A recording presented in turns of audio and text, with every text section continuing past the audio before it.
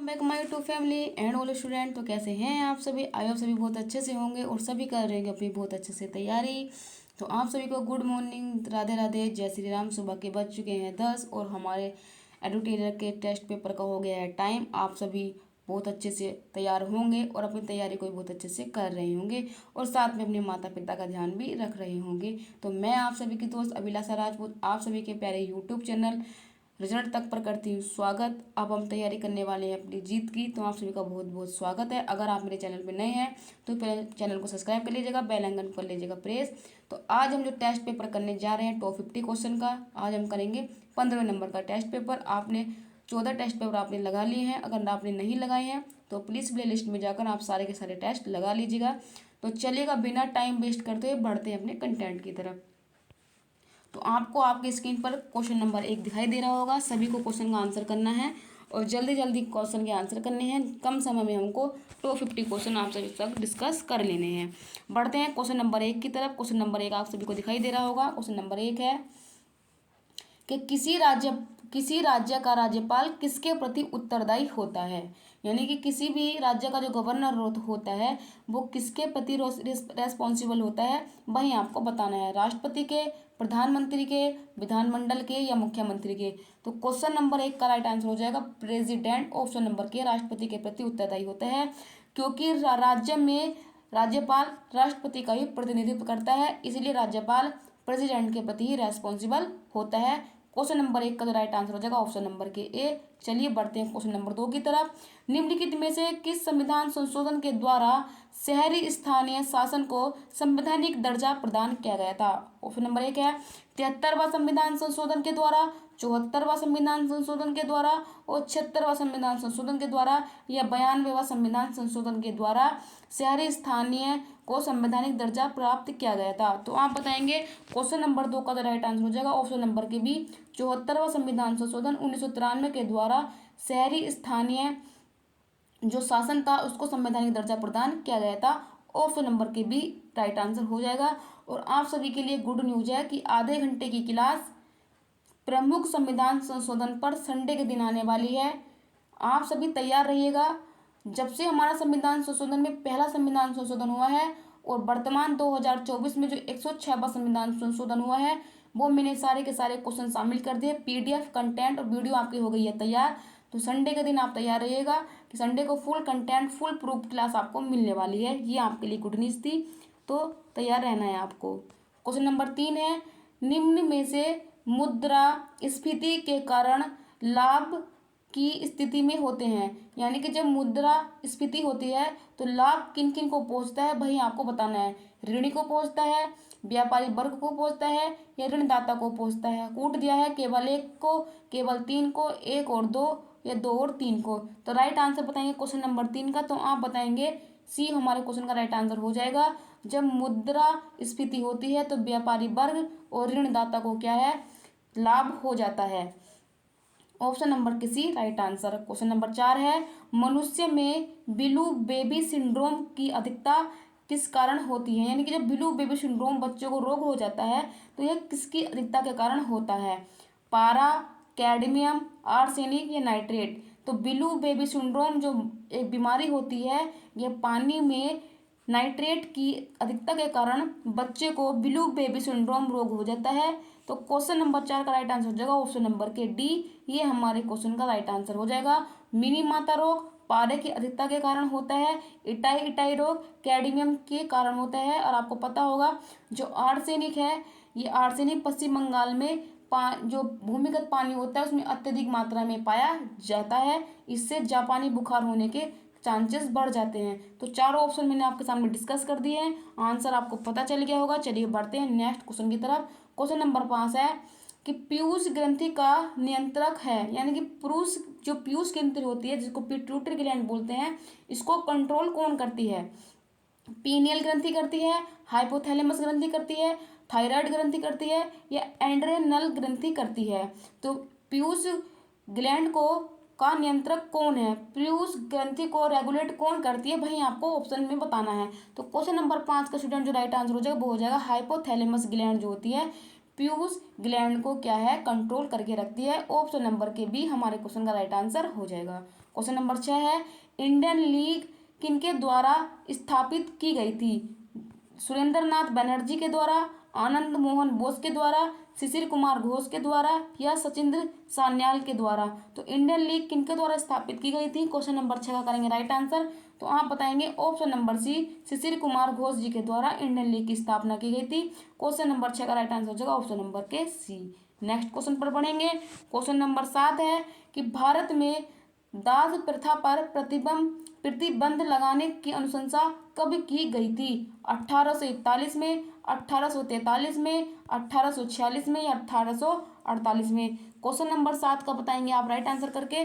तो 1843 में दासों पर प्रतिबंध लगाने की अनुशंसा की गई थी। और उस समय कौन हमारे गवर्नर थे? आप बताएंगे लॉर्ड एलन ब्रोक के समय यह दास प्रथा पर प्रतिबंध लगाने की अनुशंसा की गई थी। लेकिन जो एक्ट था वो 1833 का ही एक्ट था, लेकिन इसको करते करते 10 साल लग गए थे। तो 1843 में यह प्रतिबंध क्लियरफाई हो गया था। तो हमारे क्वेश्चन का जो राइट आंसर हो जाएगा ऑप्शन नंबर के बी। बढ़ते हैं नेक्स्ट पर। Question number B right answer. Question number 8 है, बेलोड्रम का संबंध किस खेल से है? गोल्फ से है, एथलेटिक्स से है, घुड़सवारी से है कि साइकिलिंग से है? जो बेलोड्रम एक शब्द है, इसका संबंध किस खेल से होता है? तो आप बताएंगे राइट आंसर करके। तो साइकिलिंग जब हम करते हैं उसमें बेलोड्रम शब्द का यूज होता है। तो क्वेश्चन नंबर 8 का राइट आंसर हो जाएगा ऑप्शन नंबर के डी। और साइकिलिंग कहाँ पर की जाती है? ट्रैक पर की जाती है। तो ट्रैक का भी यूज हम कहाँ पर करते हैं? साइकिलिंग से करते हैं। तो क्वेश्चन नंबर 8 का राइट आंसर ऑप्शन नंबर के डी। बढ़ते हैं नेक्स्ट पर। क्वेश्चन नंबर 9 है कि मेंडलीव द्वारा बनाया गया आवर्त सारणी आवर्त में दीर्घ आवर्त की संज्ञा किस आवर्त को दी गई है? यानी कि मेंडलीव द्वारा जो बनाई गई आवर्त सारणी है उसमें दीर्घ आवर्त की संज्ञा किस आवर्त को दी गई है? चौथे को, दूसरे को, पांचवें को या छठे को? कूट दिया है केवल 4 सही, केवल 1 और 3 सही, केवल 1, 3 और 4 सही, या डी दिया है 1, 2, 3, 4 सही। तो क्वेश्चन नंबर 9 का करेंगे आप राइट आंसर। तो आप बताएंगे ऑप्शन नंबर के सी राइट आंसर हो जाएगा। चौथे, पांचवें और छठे को आवर्त सारणी में दीर्घ आवर्त की संज्ञा दी गई है। क्वेश्चन नंबर 9 का राइट आंसर हो जाएगा ऑप्शन नंबर के सी। चलिए बढ़ते हैं नेक्स्ट पर। क्वेश्चन नंबर 10 है कि निम्नलिखित में से सही सुमेलित नहीं है। अनुच्छेद 40 में ग्राम पंचायतों का गठन, अनुच्छेद 44 में समान नागरिक संहिता, या क्वेश्चन नंबर 10 का ऑप्शन सी दिया है अनुच्छेद 42 में काम की न्याय संगत और मानवोचित दशाओं का तथा प्रसूति सहायता उपबंध, या क्वेश्चन नंबर डी दिया है अनुच्छेद 51 के तहत न्यायपालिका का कार्यपालिका से पृथकीकरण। तो कौन सा सही सुमेलित नहीं है वही आपको बताना है।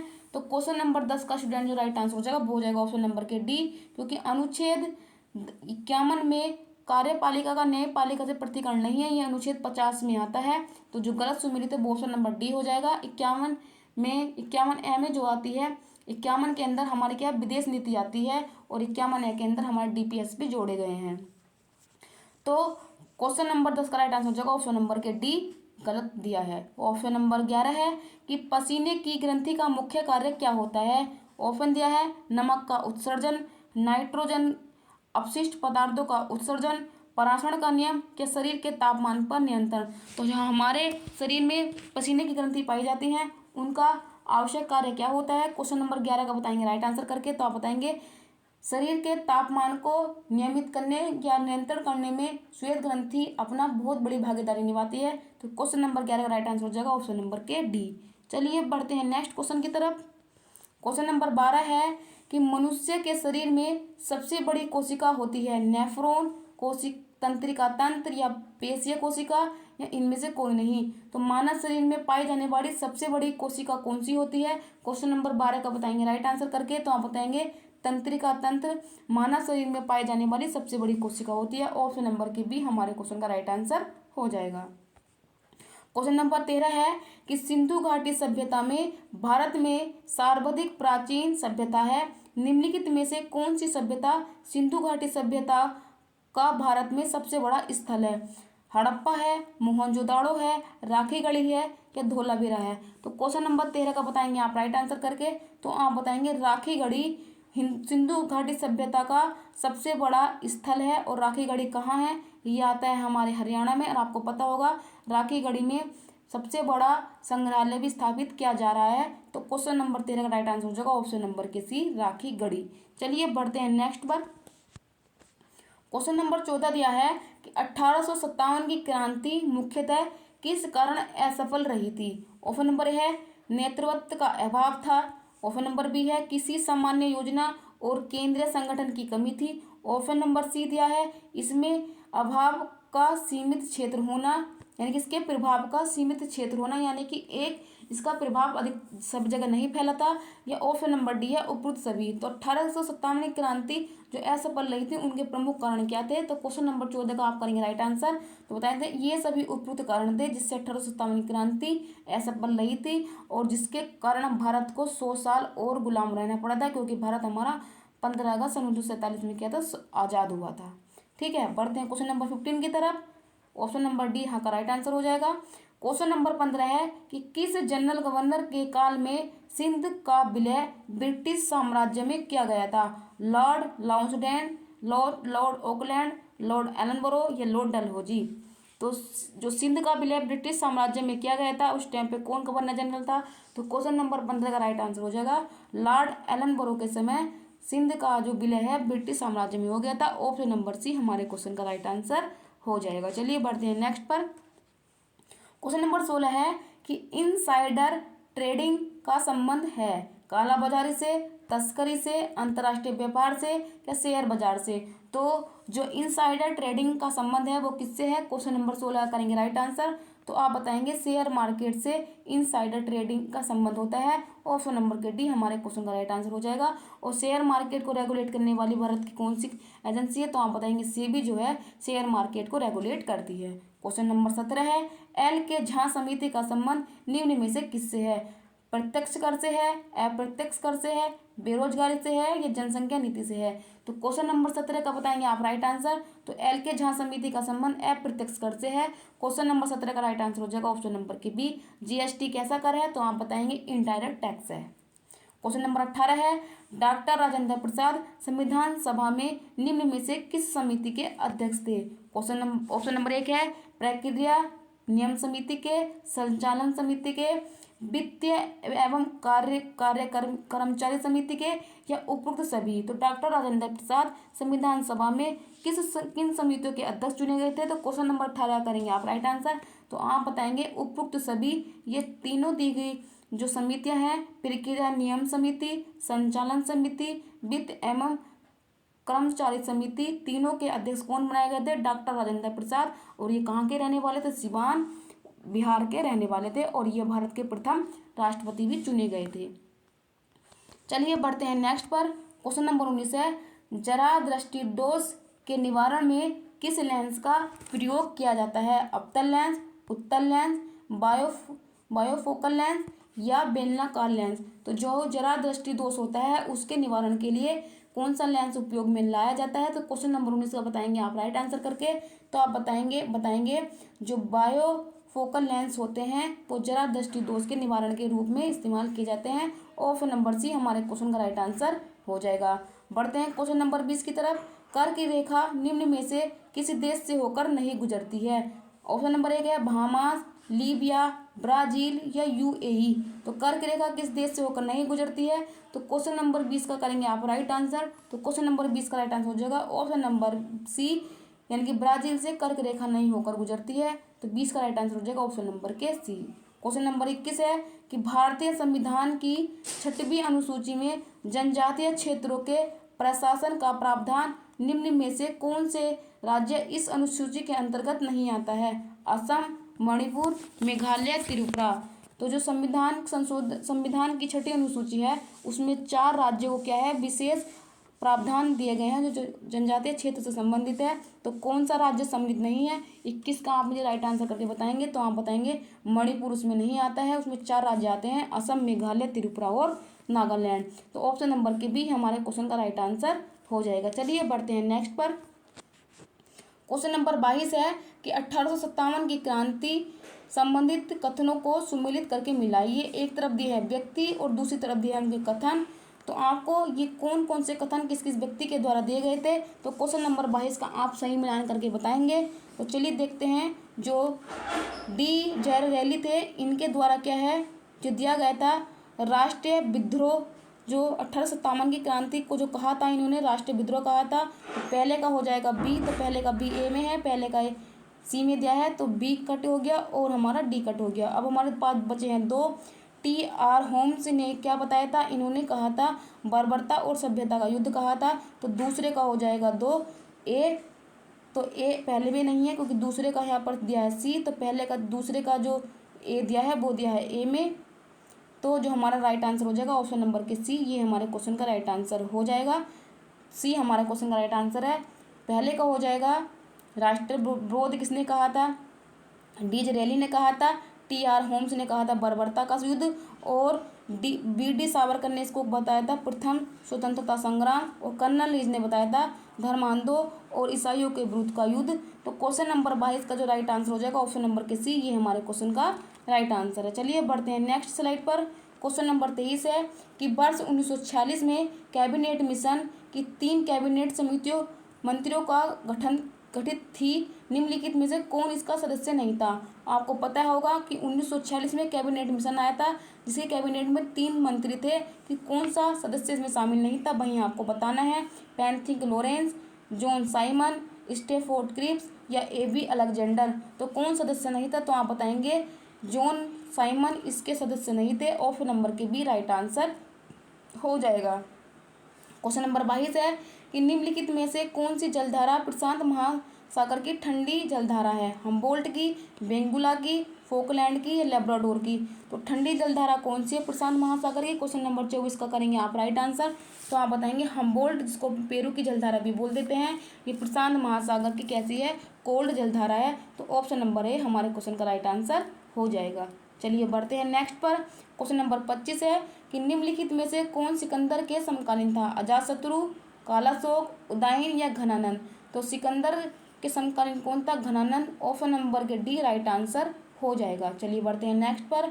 गया अधिवेशन 1922 में किस परिवर्तनवादी नेता ने त्यागपत्र दिया था। गया अधिवेशन ने किस परिवर्तनवादी नेता ने अपना त्यागपत्र दिया था, चक्रवर्ती राजगोपालाचारी ने, चित्तरंजन दास ने, मोतीलाल नेहरू ने या डॉक्टर राजेंद्र प्रसाद ने। तो कूट दिया है 1 व 2, 2 और 3, 1 2 3 या 1 2 3 4। तो सही आंसर का कूट आप बताएंगे क्वेश्चन नंबर 26 का राइट आंसर करके। तो आप बताएंगे 2 और 3 ये कूट सही है। चित्तरंजन दास और मोतीलाल नेहरू ने क्या है, गया अधिवेशन 1922 जो बिहार में किया गया था, इसमें क्या है चित्तरंजन दास और मोतीलाल नेहरू ने अपना त्यागपत्र दे दिया था। ऑप्शन नंबर के भी हमारे क्वेश्चन का राइट आंसर हो जाएगा।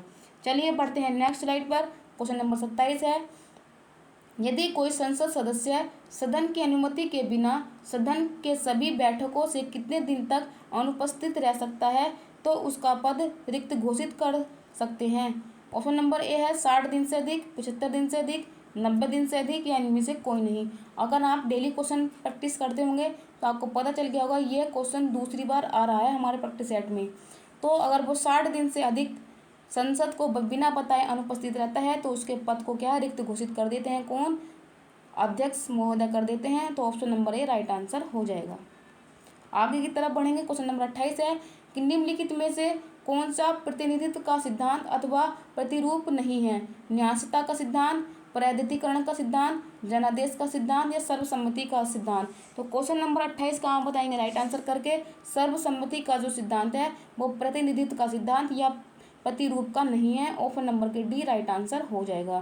क्वेश्चन नंबर 29 है कि विश्व बाजार में यदि किसी देश की मुद्रा की आपूर्ति की अपेक्षा मांग अधिक होती है तो उस मुद्रा को क्या कहा जाता है। मैं फिर से पढ़ देती हूँ।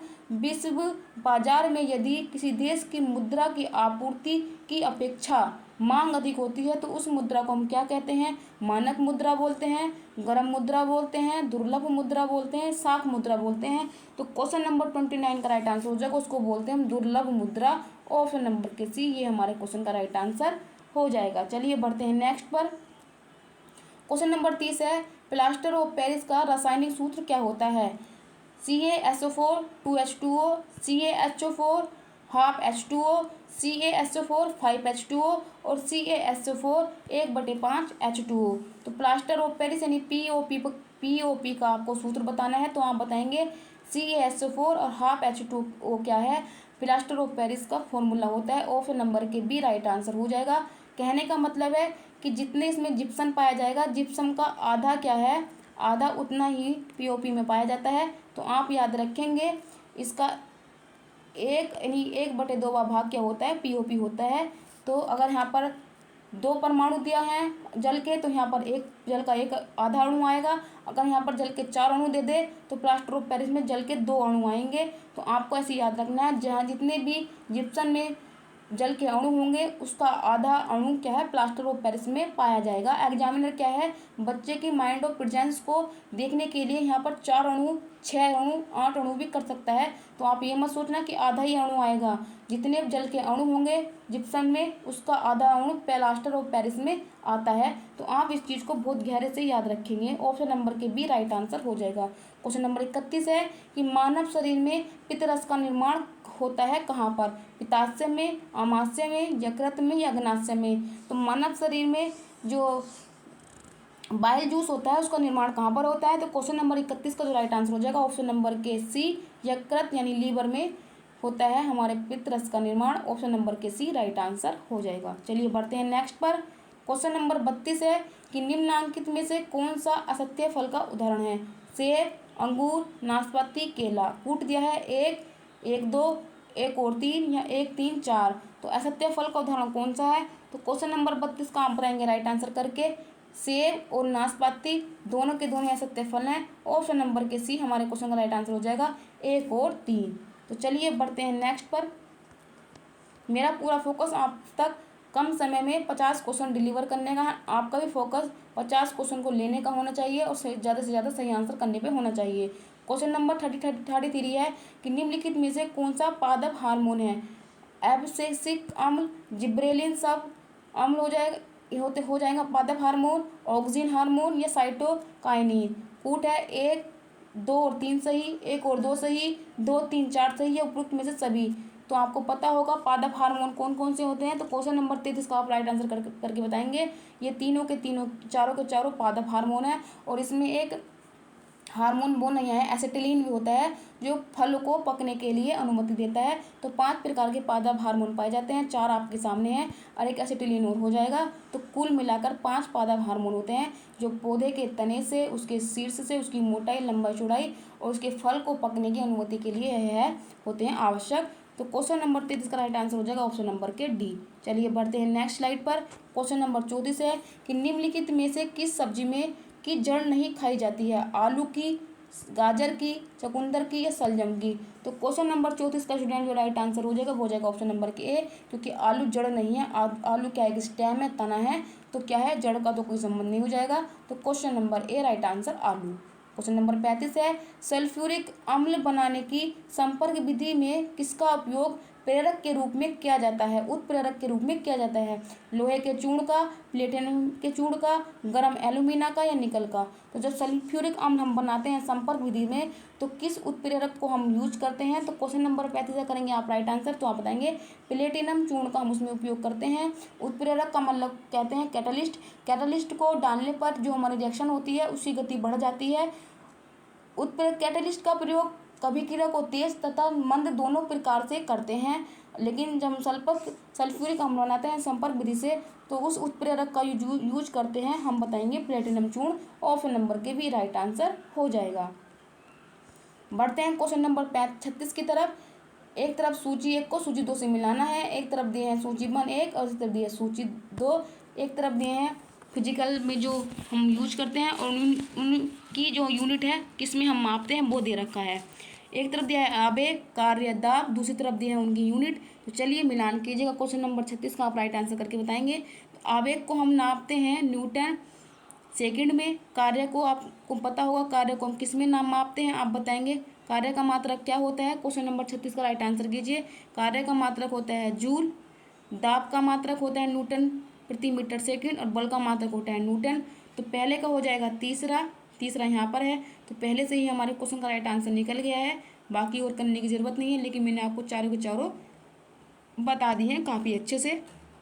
बढ़ते हैं नेक्स्ट क्वेश्चन की तरफ। आपने ये क्वेश्चन बहुत अच्छे से टैकल किया होगा। क्वेश्चन नंबर 37 आपके सामने दिखाई दे रहा है कि लोलक का जो काल अवधि होता है, टाइम पीरियड, वह निर्भर होता है किस पर?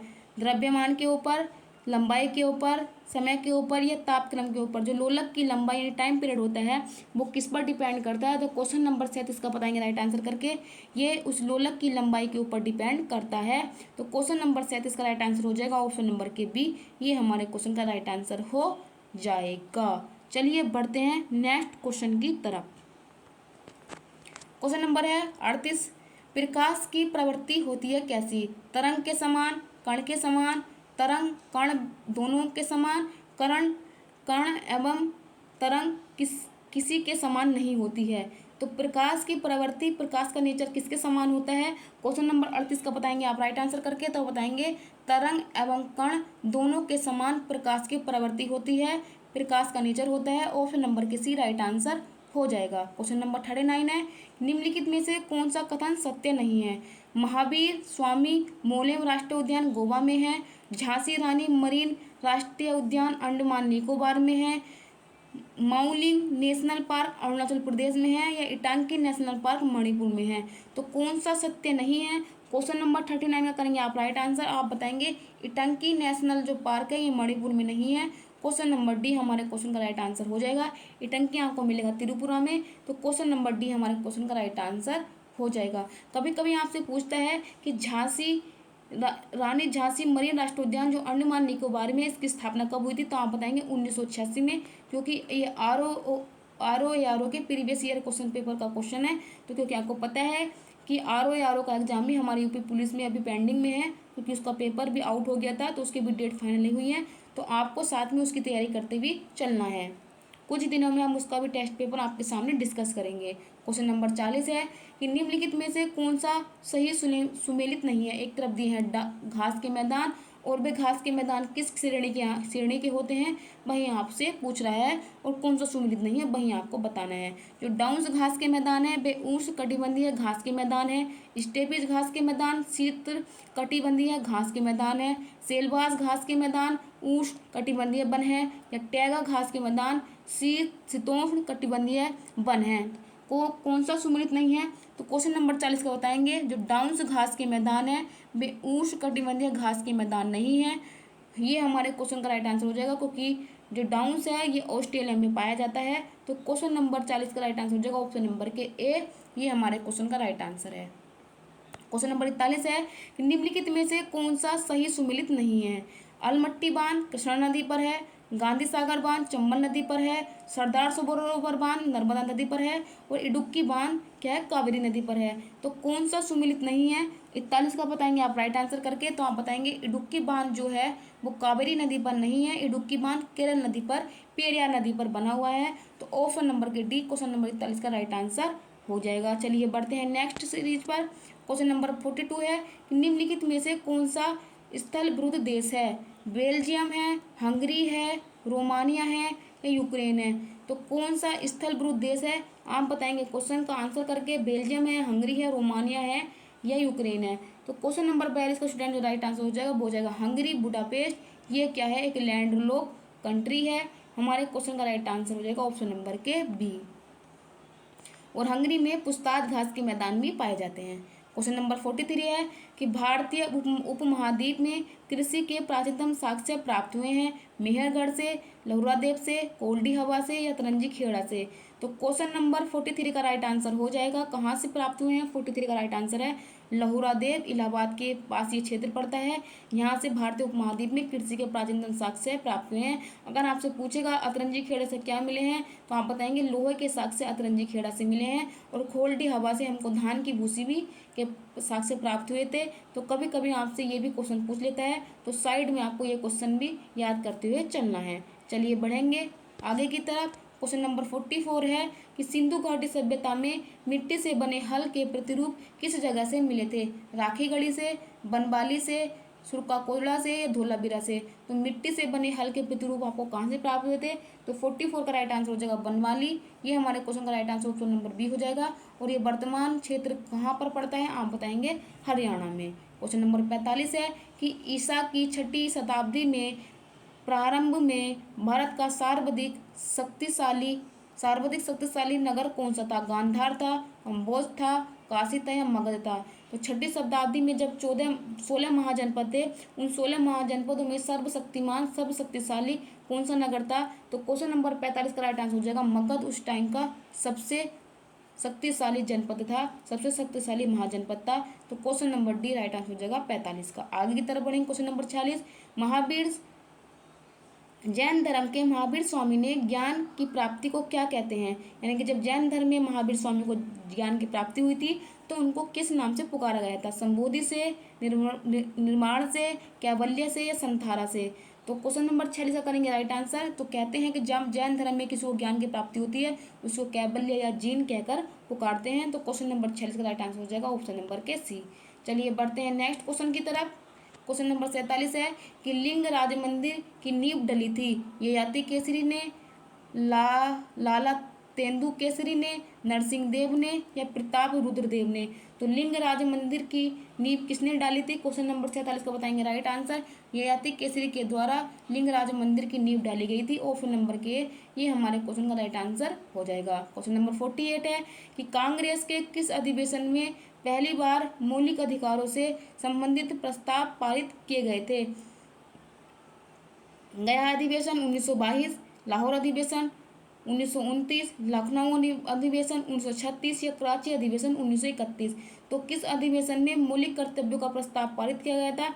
तो आप बताएंगे मुझे क्वेश्चन का राइट आंसर करके। क्वेश्चन नंबर 48 का तो कराची अधिवेशन, जिसमें बाल गंगाधर जो सरदार पटेल थे उन्होंने क्या की अध्यक्षता की थी और उन्होंने ही यहाँ पर मौलिक अधिकारों का प्रस्ताव पारित किया था।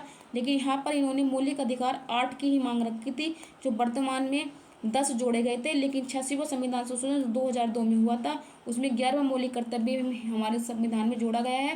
लेकिन मूल संविधान में अगर पूछेगा तो आप 10 बताएंगे, लेकिन बात कितने की रखी गई थी? 8 की, जोड़े गए थे 10। लेकिन वर्तमान में 86वां संविधान संशोधन 2002 में हुआ था, जिसके कारण 11वां मौलिक कर्तव्य भी जोड़ा गया था। तो क्वेश्चन नंबर 48 का राइट आंसर हो जाएगा ऑप्शन नंबर के डी। और संविधान संशोधन पर फुल प्रूफ क्लास आपको संडे में मिल जाएगी, तो आप उसके लिए तैयार रहिएगा। क्वेश्चन नंबर 49 है, हॉट मनी शब्द का उपयोग किसके लिए किया जाता है? मुद्रा प्लस आरबीआई के पास रिजर्व बैंक या कुल जीटीआर प्राप्ति, शुद्ध विदेशी प्रत्यक्ष निवेश या विदेशी पोर्टफोलियो निवेश? तो हॉट मनी का प्रयोग किसके लिए किया जाता है? तो क्वेश्चन नंबर 49 में करेंगे आप राइट आंसर। आप बताएंगे विदेश पोर्टफोलियो निवेश के लिए हम हॉट मनी शब्द का उपयोग करते हैं। तो ऑप्शन नंबर का डी ये हमारे क्वेश्चन का स्टूडेंट राइट आंसर हो जाएगा। आज का लास्ट क्वेश्चन है, तो आपको अपनी सारे क्वेश्चन को राइट करना है। निम्नलिखित में से कौन सा बिम्स्टेक का सदस्य नहीं है? श्रीलंका, मालदीव, थाईलैंड या म्यांमार? तो बिम्स्टेक का कौन सदस्य देश नहीं है? तो क्वेश्चन नंबर 50 का करेंगे आप राइट आंसर। मालदीव हमारे क्वेश्चन का राइट आंसर हो जाएगा ऑप्शन नंबर के बी। तो ये थे आज के हमारे टॉप 50 क्वेश्चन। आई होप आप सभी ने बहुत अच्छे से किया होगा। तो ये था आज हमारा 15वां टेस्ट पेपर। तो आप सभी इसको अच्छे से करिएगा, अपना मूल्यांकन कीजिएगा कितने आपने टॉप 50 क्वेश्चन में से सवाल सही किए हैं। अगर आप 35 प्लस सवाल बनाकर लेके जा रहे हैं तो आप काफ़ी अच्छी श्रेणी में आते हैं। अपने आप को सिक्योर फील कीजिएगा, सिक्योरिटी फील कीजिएगा। काफ़ी अच्छे से आप अपना रिस्पॉन्स दे रहे हैं। और ऐसे ही आपको यहाँ पर टॉप 100 यानी कि 100 सेट आपको कराए जाएंगे। 100 सेट कराने का मतलब है कि आपको यहाँ पर 5000 प्लस क्वेश्चन मिलने वाले हैं स्टूडेंट। आज हमारे 15 टेस्ट पेपर कंप्लीट हो गए हैं। अगर आप यूपी पुलिस री एग्ज़ाम कांस्टेबल की तैयारी कर रहे हैं तो डेली शाम 6 बजे हमारा एक टेस्ट पेपर चलता है, घटना चक्र की टॉप सीरीज। वहाँ पर हम 10 मॉडल पेपर आपके साथ डिस्कस कर रहे हैं, तो आप वहाँ पर भी आइएगा, वहाँ पर भी अपने आप को आजमाइएगा। आपकी कितनी तैयारी हो गई है, क्या आप पेपर में बैठने के योग्य हैं कि नहीं है, कौन सा पोर्शन आपका वीक चल रहा है, वो सब आप वहाँ पर देख सकते हैं। तो आप सभी का रिजल्ट तक परिवार पर जुड़ने के लिए, उसका हिस्सा बनने के लिए, अपना प्यार, अपना सहयोग, सपोर्ट बनाने के लिए बहुत बहुत धन्यवाद। अगर आप नए हैं तो प्लीज़ चैनल को सब्सक्राइब जरूर करना, बेल आइकन को प्रेस कर लेना। मैं आप सभी की दोस्त अभिलाषा राजपूत आप सभी से यहाँ पर विदा लेती हूँ। मिलती हूँ आपके साथ अगले टेस्ट पेपर में नए जोश, नई उम्मीद, नए जुनून के साथ। Thank you so much.